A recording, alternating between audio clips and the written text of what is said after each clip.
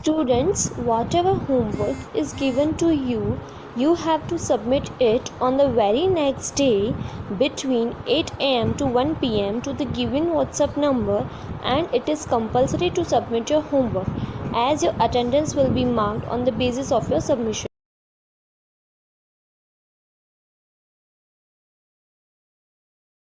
नमस्ते बच्चों, आज हम पढ़ेंगे हिंदी निबंध ऑनलाइन शिक्षा का महत्व। ऑनलाइन शिक्षा आज के समय की सबसे बड़ी ज़रूरत है। ऑनलाइन शिक्षा इस समय सभी छात्रों के लिए वरदान साबित हुई है। ऑनलाइन शिक्षा के कारण छात्रों के लिए अपने पाठ्यक्रम को समझना आसान हो गया है। ऑनलाइन शिक्षा के कारण हम इस महामारी के समय में भी अपनी पढ़ाई कर पा रहे हैं। तो आइए अब पढ़ते हैं ऑनलाइन शिक्षा का महत्व। ऑनलाइन शिक्षा का महत्व। प्रस्तावना। ऑनलाइन शिक्षा आज की सबसे बड़ी ज़रूरत बन गई है। आज की शिक्षा पूरी तरह से ऑनलाइन कक्षा पर निर्भर हो गई है। आज जब चारों तरफ वैश्विक महामारी कोरोना का प्रकोप फैला हुआ है, ऑनलाइन कक्षा अंधेरे में रोशनी की तरह उभर कर आई है। ऑनलाइन शिक्षा के कारण छात्रों के लिए अपने पाठ्यक्रम को समझना आसान हो गया है। ऑनलाइन शिक्षा के कारण हम इस महामारी के समय में भी अपनी पढ़ाई कर पा रहे हैं। ऑनलाइन शिक्षा क्या है? ऑनलाइन शिक्षा शिक्षा प्राप्त करने का ऐसा माध्यम है जिसमें छात्र इंटरनेट के द्वारा घर पर बैठकर कंप्यूटर, लैपटॉप, टैबलेट, स्मार्टफोन के माध्यम से पढ़ाई कर सकते हैं। इस शिक्षण प्रणाली के माध्यम से दुनिया के किसी भी कोने में रहकर अपने शिक्षक से जुड़ा जा सकता है। ऑनलाइन शिक्षा से लाभ। ऑनलाइन शिक्षा घर बैठे बैठे इंटरनेट के माध्यम से मिलने वाली शिक्षा है। इसलिए यह शिक्षा विद्यार्थी न सिर्फ अपने देश से बल्कि विदेशों की शिक्षण संस्थाओं से भी हासिल कर सकते हैं। ऑनलाइन शिक्षा व्यक्ति घर बैठे बैठे हासिल कर सकता है, जिससे विद्यार्थियों के शिक्षण संस्थाओं, कोचिंग संस्थाओं या स्कूलों में जाने वाले समय की बचत होती है। छात्र अपने समय व सुविधा के हिसाब से ऑनलाइन क्लासेस ले सकते हैं और शिक्षण द्वारा दी जाने वाली ऑनलाइन क्लास की रिकॉर्डिंग भी की जा सकती है। ऐसे में अगर किसी विद्यार्थी को ऑनलाइन क्लास के वक्त किसी विषय से संबंधित कुछ टॉपिक समझ न आए तो वह दोबारा रिकॉर्डिंग सुनकर अपनी शंकाओं को दूर कर सकता है। ऑनलाइन शिक्षा से हानि। कोरोना काल में ऑनलाइन शिक्षा के महत्व को काफ़ी बढ़ा दिया है और काफ़ी बड़ी संख्या में लोग ऑनलाइन शिक्षा के माध्यम से शिक्षा ग्रहण भी कर रहे हैं। लेकिन ऑनलाइन शिक्षा के लिए विद्यार्थियों के पास एक कंप्यूटर या स्मार्टफोन और इंटरनेट कनेक्शन होना आवश्यक है। देश में कई बच्चे ऐसे भी हैं जो आर्थिक रूप से कमज़ोर परिवारों से ताल्लुक़ रखते हैं। इस तरह के बच्चों के पास कंप्यूटर, स्मार्टफोन और इंटरनेट कनेक्शन नहीं होता है, जिस वजह से वह ऑनलाइन शिक्षा लेने में असमर्थ हो जाते हैं। भारत के कई शहरों या गांवों में अभी इंटरनेट सुविधा उपलब्ध नहीं है। ऐसे में बच्चे चाहकर भी ऑनलाइन शिक्षा ग्रहण नहीं कर सकते हैं। उपसंहार।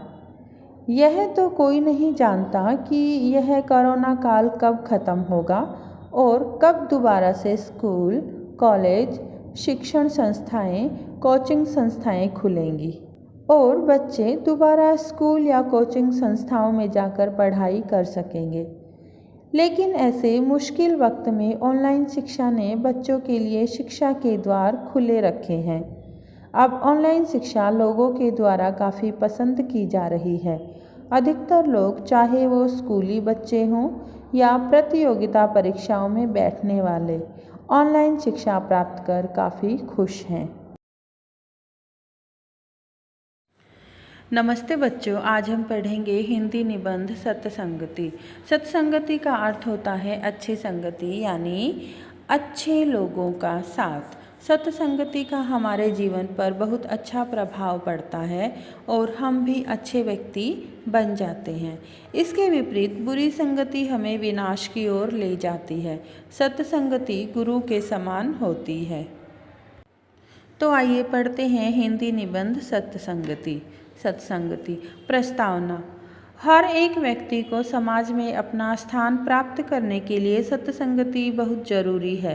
व्यक्ति को जीवित रहने के लिए जैसे भोजन की आवश्यकता होती है, वैसे ही उसे अपने जीवन में अच्छी संगति की जरूरत है।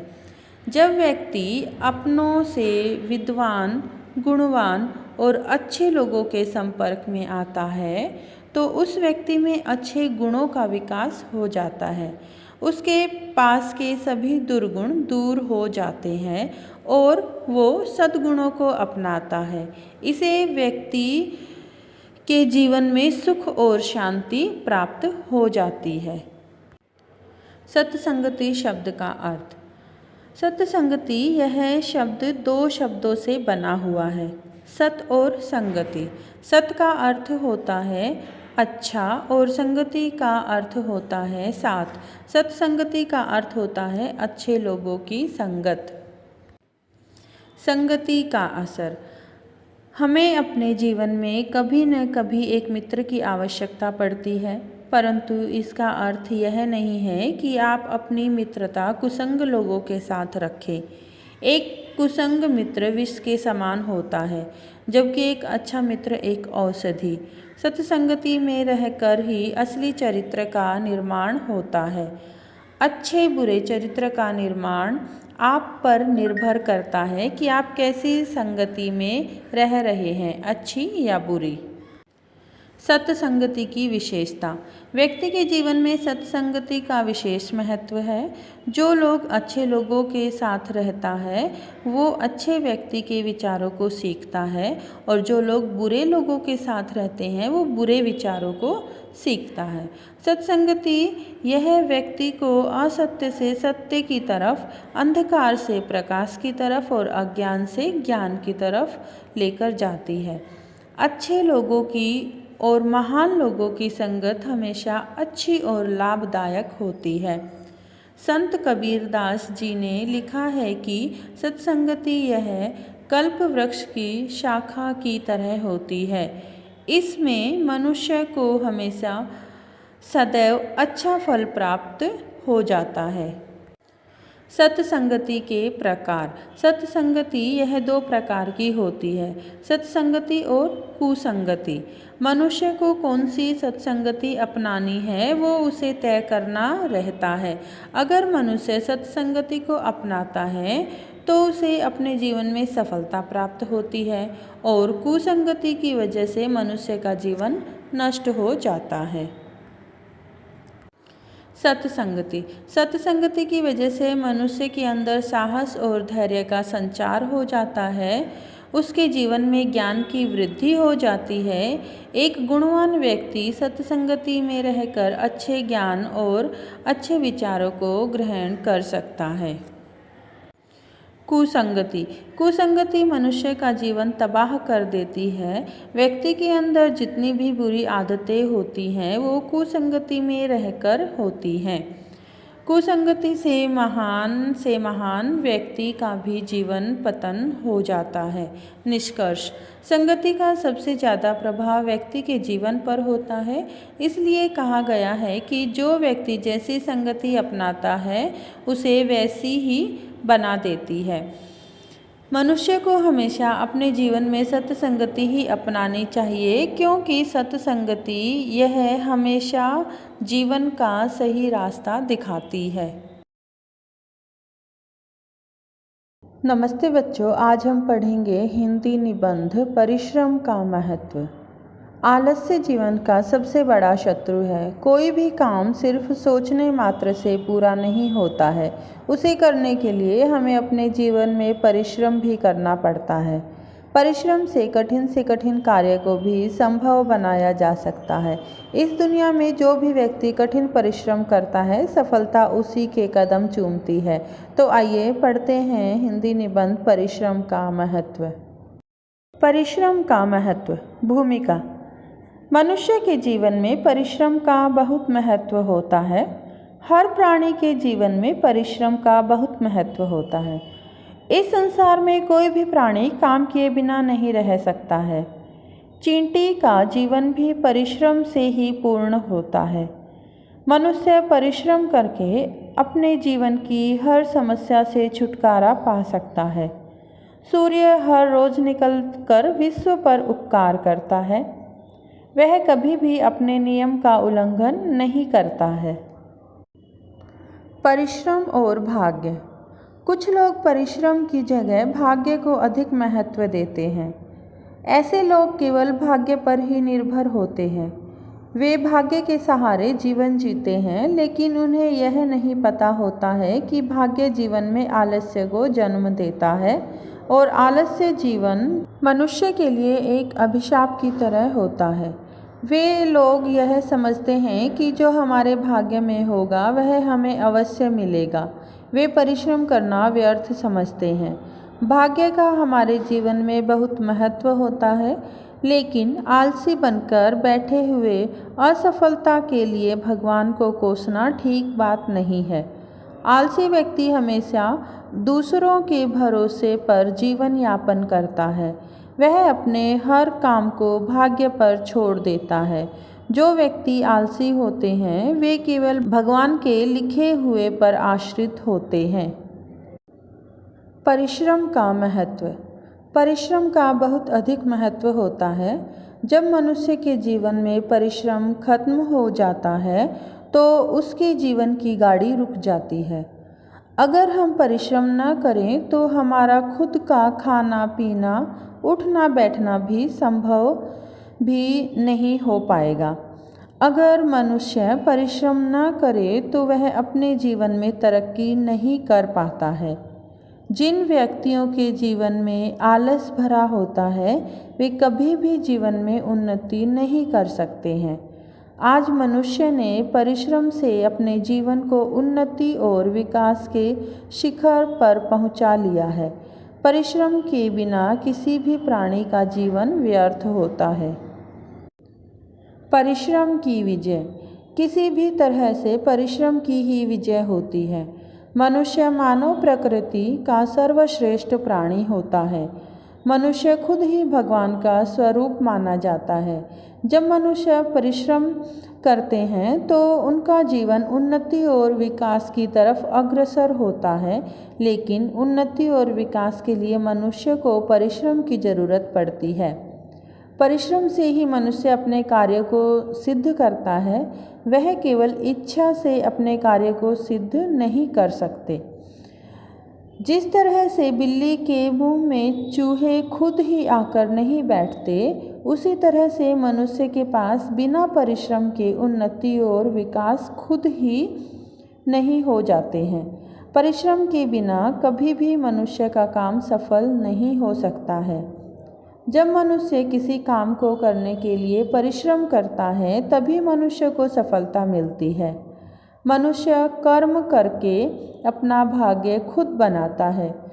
जो व्यक्ति कर्मशील और परिश्रमी होता है केवल वही अपने जीवन में आने वाली बाधाओं और कठिनाइयों पर परिश्रम से विजय प्राप्त कर सकता है।